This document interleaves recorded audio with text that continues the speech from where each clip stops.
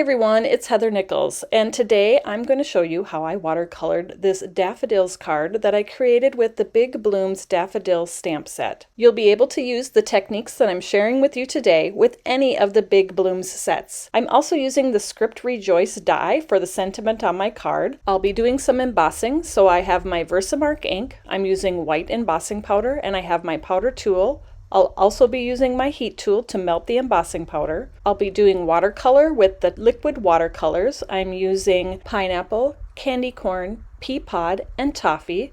I have my watercolor brush. I have a cup with water and also a palette to put my paints into. I'll be adding a little bit of sparkle to my card using the Bits and Pieces Rhinestones embellishments, and I'll attach those to my card with the multimedia mat. I'll be stamping the Big Blooms Daffodils image onto a piece of watercolor cardstock. There are two sides to this cardstock. One side has a rougher texture and one side is smooth. When I'm doing my stamping, I like to use the smooth side of the watercolor cardstock so I can get a crisp image. First, I'm using my powder tool so I can get rid of the static on the cardstock so that embossing powder stays where I want it to. And then I'm stamping the daffodils image with VersaMark ink. I'll place the daffodils onto the watercolor cardstock where I want them. I'll close the lid of my MISTI to pick up the stamp. I'll ink up the stamp with VersaMark ink, and then I'll close the lid of the MISTI to stamp the VersaMark onto the watercolor cardstock. Watercolor cardstock is really absorbent, and so to make sure that you get good ink coverage, you might have to stamp your image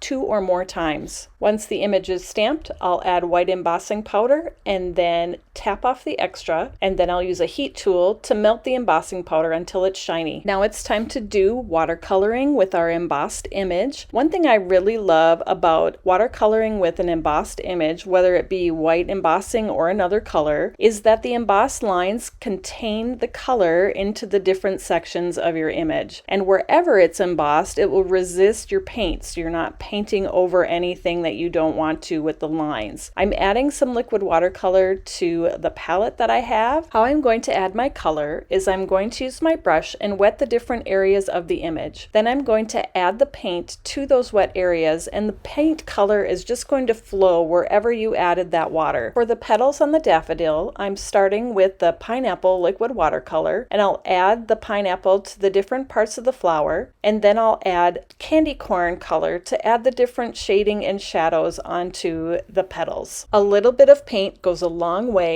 and just take your time and work in the details as you go. You can also go back and add more color if you want more color saturated in a certain area, and you can also use a paper towel. Say you got color where you didn't want it to go. Use a paper towel to dab that color up right away while it's wet, and it's almost like an eraser. I'm using Peapod liquid watercolor for the leaves on the daffodil, and then once I have the image all painted, I wanted to add kind of a shadow background, and I used Toffee liquid watercolor for that. And I did the same technique that I did on the flowers. I used my brush to wet the different areas as I moved around, and then added the Toffee liquid watercolor to fill in sort of a shadow block behind the whole image.